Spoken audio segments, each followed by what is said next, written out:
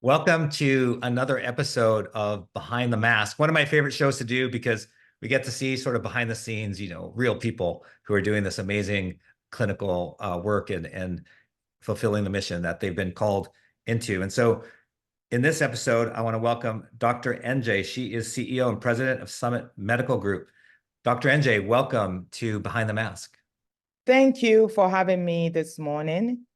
Yeah, and part of the reason, we just know each other from LinkedIn, really, and I follow your posts, and you just seem like this pretty amazing, wonderful person. First of all, very mission driven, the populations that you serve and the way you do it, and just the diversity of your whole medical group. And I forget how many different languages that you all can speak and help, different cultures. But it was pretty amazing when I saw that. Tell us a little bit about what you do.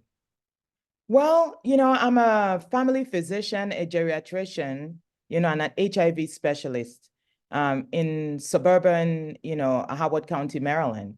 But we serve a diverse population of patients that come from about 114 countries. A lot of immigrants, in our patient panel, as well as minorities. So the patient population that we have are very unique. We have patients that are new immigrants all the way from the Middle East, all parts of Africa, Asia, and Europe, and a lot of people from the Caribbean. So then we have a big section of our patients who are minorities, and it's just really a blessing to be able to be exposed to this variety of patients, and they come with a lot of diverse problems. And of course, that different cultural norms and issues that we have to deal with every day as we provide care to them. Yeah, I think it's a great model for the rest of the country. I did some research on the medical group and how you take care of all these patients and Medicaid Advantage and all those in value-based care, and I think it's a great model. So thank you for being on Behind the Mask, and we'll jump right in. Thank you. And we really try to dig into three different areas, sort of like, who are you? How did you, become who you've become? And so my first question for you, Dr. NJ, is at what point in your youth or maybe adulthood did you realize you were a leader? Like you had this aha moment that, wow, I'm a leader. When I saw this question, I was like, wait a minute. When did I realize this? So I called a classmate of mine who is a professor in Australia, who grew up with me in Ghana. I grew up in Ghana. I'm actually from Nigeria and immigrated to the United States about almost 35 years ago. And he said, NJ, when you were 15. So he took me back on this journey. And it looks like, when I was around 15 years old, I started thinking about what I could do to make a change. My parents were living in Ghana and really working for the United Nations. And I had exposure to a whole wide variety of friends from different cultures, different countries. And I really wanted to make an impact because my father would take me to see, people were less fortunate, a lot of sick people, just to expose us to what other people were going through, to appreciate what we had. Wow. And that really, stuck with me. And I started thinking of what I would do. And I would tell my friends, I need to do something.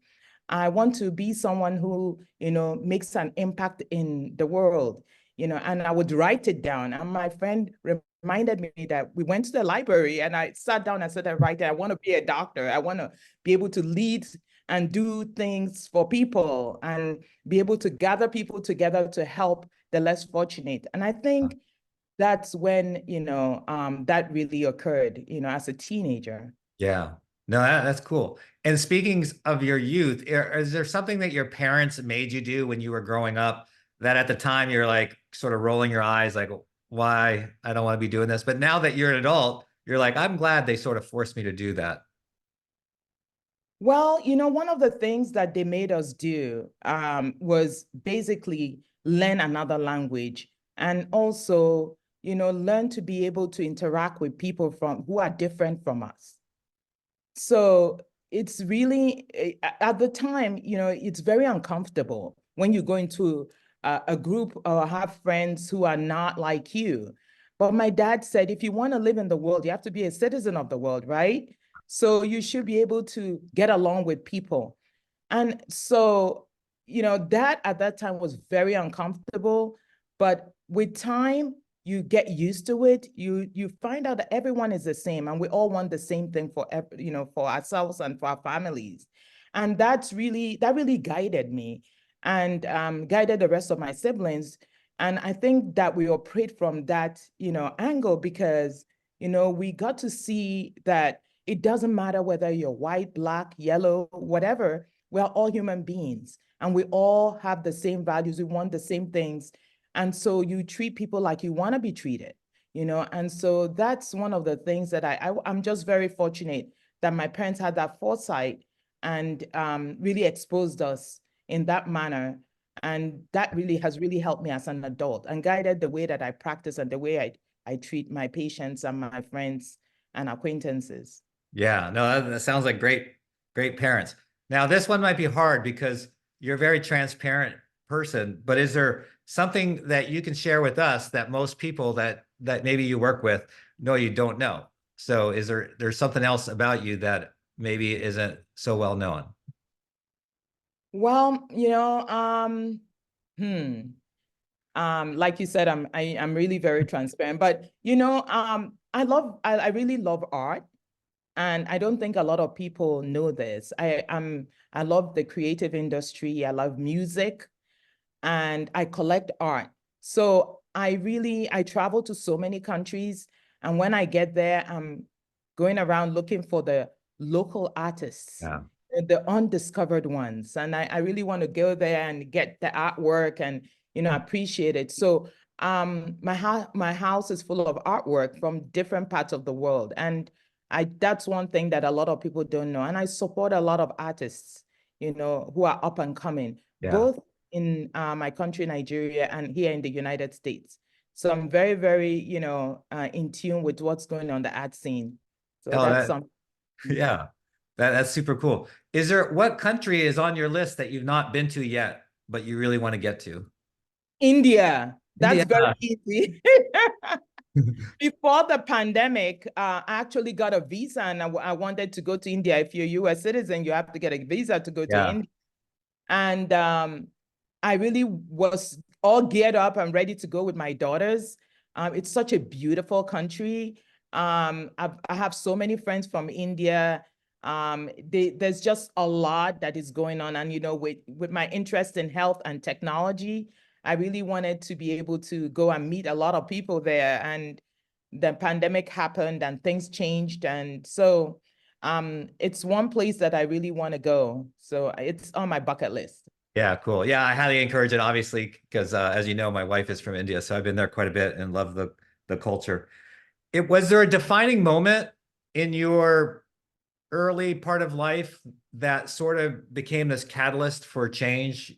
Maybe it was when you had that aha moment about helping others, becoming a physician, or when you were a physician and there was some sort of defining moment. I think when I think about this, I have to say it was a COVID-19 pandemic. It changed a lot. Yeah. So for me, before the pandemic, I wasn't a lot into technology. Everyone who knows me knows that. I'm one of these old school physicians. And when the pandemic hit and we had to kind of pivot and start thinking about how we're going to provide care, I got really interested in technology. And that really was a defining moment for me because I saw how we could use technology to really help physicians and extend care to the African continent. As you're well aware, during the pandemic, everything was closed down. And I had so many friends and physicians who were trying to provide care to their patients in Nigeria, for example, in other areas, some of it was semi-rural areas. Nobody knew what was going on and they needed help. But with technology, we were able to do that. Yeah. And I just saw the power of technology. And that really changed my whole trajectory. And really, I saw how technology could be transformational in trying to improve access and quality because we were able to form a WhatsApp group. We were able to, in the WhatsApp group, come up with, new treatments, new protocols. And I was able to use what I learned to really teach those physicians using, the, FaceTime and WhatsApp and so on at the time, so that they'll be able to provide care and care for the patients that they had there. And that saved a lot of lives. And that really had a big impact on me. And I said, no, we need to do something. I need to shift and really find out how we can use and extend this technology, not only to help improve access and quality of care on the African continent, and even here in the United States, in areas, like in the inner cities where we cannot, people don't have good access to specialist care, that we can use technology to do that and really, advance this. And so that I would say that is something that really changed the trajectory of my practice. Yeah, no, that's cool and inspirational, and how you're able to save more lives as a result. That's a whole episode itself. Bringing up sort of the current state, how do you separate, or do you separate, personal emotion from professional? Like, when's the last time that you cried, for instance? Oh, I'm a very emotional person. I care a lot. I'm a very compassionate person. Um, um, I would say that, a few days ago, on Friday, I had a patient who had a really poor prognosis Mm. for a tumor, and everyone thought she wasn't going to make it. And we just kept this calendar and, just believed, faith in God, and just following everything the specialist said, just keeping her spirits up and making sure that she adhered to her entire treatment plan. And you know what? On Friday was 5 years. And she had really advanced breast cancer when she started her treatment at University of Maryland. She called me on Friday and she said, I'm coming to the office and I want to see you because this is 5 years. Everybody had said I won't make it to this. And we cried together. It was just emotional and very, very, very touching, thinking about the fact that even as clinicians, we can look at what the statistics are, we can Yeah. give the best treatment, but there's that element of faith and that element of God. And that really played a part into my patients, walk with this and journey with this illness. And we're just so happy that she's here with us and she's making a lot of positive improvements and impact at her job and, with her family. So that had me in tears, but it was tears of joy. Yeah, no, I mean, you got me too. That's an amazing story. And that's why I asked the question. A lot of times people think that clinicians are, heartless and emotionless and protect themselves, but my experience has been everyone's pretty real. And so that, anyways, that's sort of the background around the question. What about times that anyone has tried to hold you back? Like, there's naysayers in your life that may come up, and how did you deal with it? Well, I mean, if you're trying to do impactful work, especially in the health field, a lot of the colleagues that I deal with are clinicians, and it's very difficult, with the way the practice climate is and the administrative burdens placed on us. A lot of physicians feel powerless nowadays. They don't feel that, healthcare and the service they provide is within their power. So there are many people who come up to me and say, why are you always so positive? Why do you think this is going to happen? And for me, I just look at the situation and even the administrative burdens. And I'm this kind of a person, like, I keep saying to my colleagues and friends, listen, when there's a problem, you have to be part of the solution. Yeah. If we all sit back and say, wait for someone to solve the problem, how are we going to get it to be where we want it to be?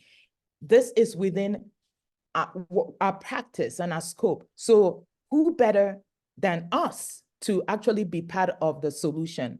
And it's all about collaboration, and communication with each other and trying to find a way to solve the problems that we have. So I have a lot of naysayers, and people don't really believe that anything is going to change. I'm sure you know that. But I tend to, if you live this long, you will know that you just have to surround yourself with positive people, Yeah. and people that think like you, and then look and collaborate with others that are not in your field, and just be open to, learning. I'm a lifelong learner. I like to learn. I like to learn from the young people, listen to them, see where, they are coming from, and then learn. And then I guess another thing that really helps is when I see an obstacle or I fail in something, I look at it as an opportunity to improve, an opportunity to maybe recalibrate and look, and say, God doesn't want me to go in this direction. He wants me to empower myself and find another direction. And I share this with my friends, I share this with my colleagues, and even with my adult children. So don't see failure, don't see something that's happened to you as the end of your life or the end of your career. See it as God pushing you in a different direction, and empower yourself so that you can overcome it and then go back and even have more impact and more positive influences. This is great. This is full of, you're dropping lots of what I call golden nuggets, things that are really actionable and real. What about, before we sort of drop towards, the future, what about thank you cards? Like, when's the last thank you card you may have received, or thank you card that you may have written? I say that in my practice, I deal with a lot of older people. I'm a geriatrician, so I have a lot of older people. Their family members, because I like to say that we deliver personalized care to our patients. So I get thank you cards every day. I bet. And I get thank you cards from family members, because I believe no matter what is going on, when you see a crisis, to step out a little bit and try and do the best you can. I may not be the answer, but I'm the connector. I may be able to give them some advice or link them to another specialist in the group or someone I know who can help them. So on Friday, I got a thank you card from a family member whose parents, one is in the ICU and they needed help to have them moved to another hospital because they didn't believe that the care they were getting there was appropriate. But I had to talk to them and just convince them that that wasn't the time to move. It's not advisable.